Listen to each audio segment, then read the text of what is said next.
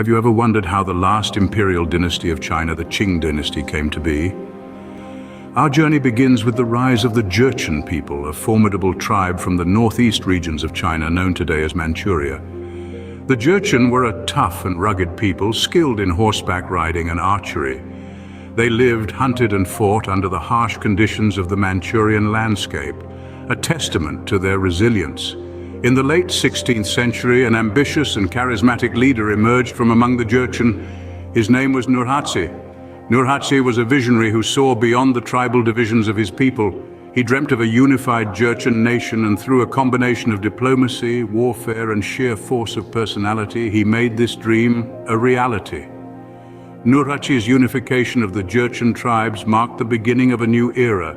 He established the later Jin, laying the foundation for what would eventually become the Qing dynasty. But the transformation wasn't immediate.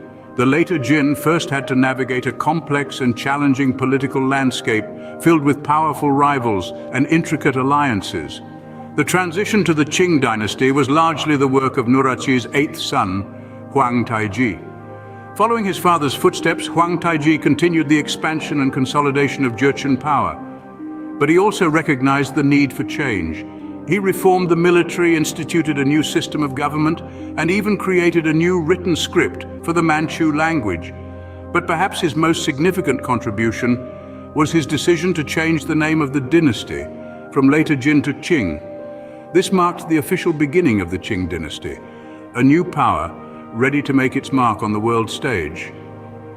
And so the stage was set for the Qing dynasty, a period that would witness some of the most dramatic events in Chinese history. With the foundation of the Qing dynasty laid, how did they expand their rule across the vast expanse of China? The Qing dynasty's rise to power was not a peaceful transition. It was a tumultuous period, marked by military conquests and strategic alliances. The Qing dynasty, originally from Manchuria, had to subjugate the Han Chinese majority, and this was no easy task. The first significant hurdle was the reigning Ming dynasty. The Ming dynasty, weakened by internal strife and corruption, was on the brink of collapse.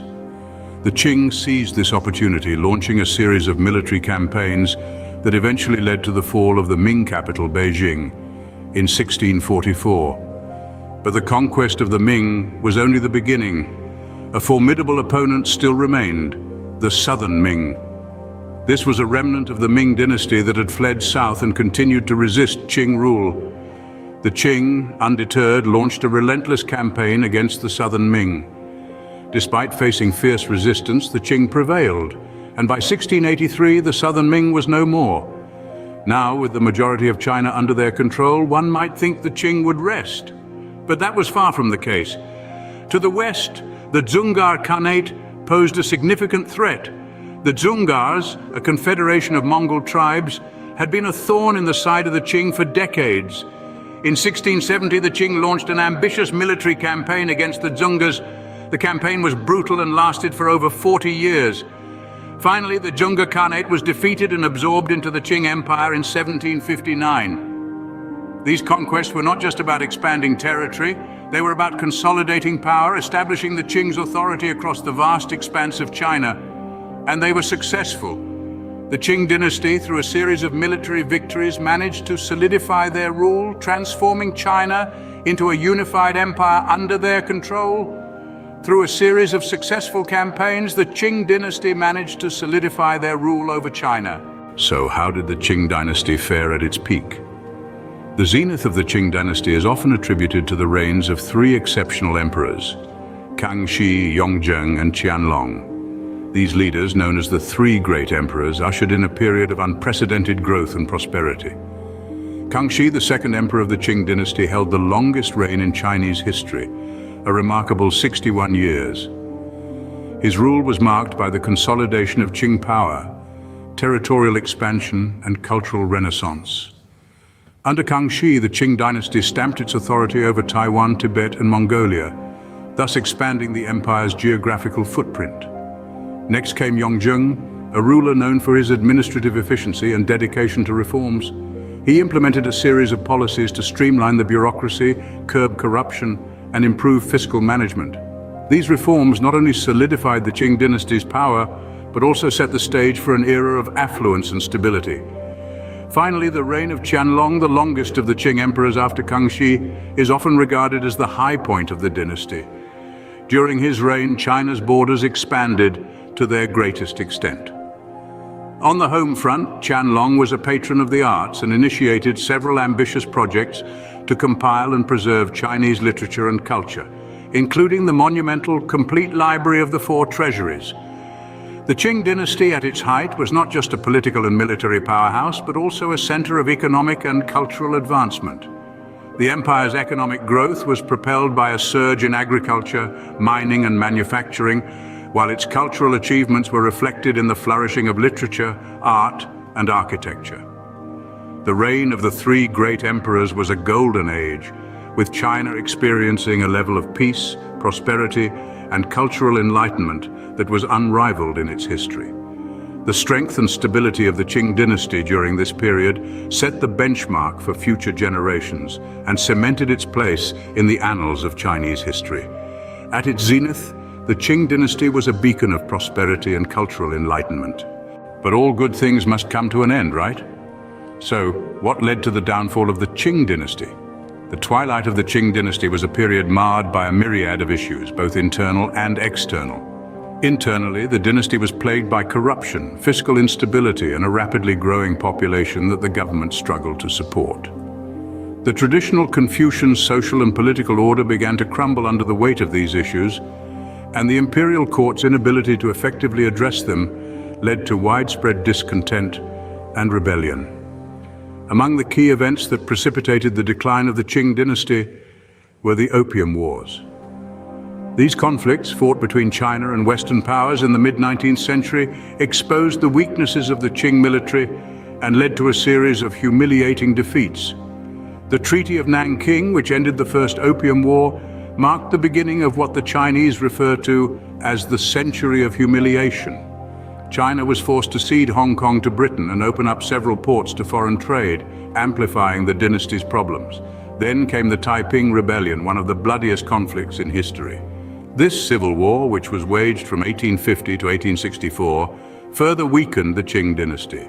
The rebellion was led by Hong Xiuquan, a man who claimed to be the brother of Jesus Christ and sought to overthrow the Qing and establish a heavenly kingdom of great peace. In the final years of the dynasty, the court attempted a series of reforms to modernize the country and strengthen the government. However, these efforts were too little, too late. The dynasty was unable to stem the tide of revolutionary fervor sweeping across the country. In the face of both internal and external pressures, the Qing dynasty was unable to maintain its grip on power. The dynasty that had once ruled over a vast and prosperous empire came to an end in 1912, marking the close of over 2,000 years of imperial rule in China. The fall of the Qing dynasty set the stage for the tumultuous period of modern Chinese history that would follow. As the last imperial dynasty of China, what legacy did the Qing dynasty leave behind? The legacy of the Qing dynasty is vast and far-reaching, influencing modern China in ways both subtle and profound. From the territorial boundaries we see today to the cultural practices that continue to thrive, the Qing dynasty's impact is imprinted in the heart of the nation. In terms of territorial legacy, it was during the Qing dynasty that China reached its greatest geographical extent. Even after multiple political upheavals and changes in power, the borders established under the Qing rule largely remain intact, defining the physical shape of modern China. Moving on to the cultural legacy, the Qing dynasty, with its Manchu rulers, introduced a unique blend of cultures that enriched the Chinese cultural landscape. This influence is still evident in the arts, literature, fashion, and even in the culinary scene. Peking opera, a quintessential cultural symbol of China, for instance, blossomed during the Qing era. The Manchu Han Imperial Feast, a grand banquet that showcases the culinary excellence of both Manchu and Han cuisines, is another testament to the lasting cultural imprint of the Qing dynasty.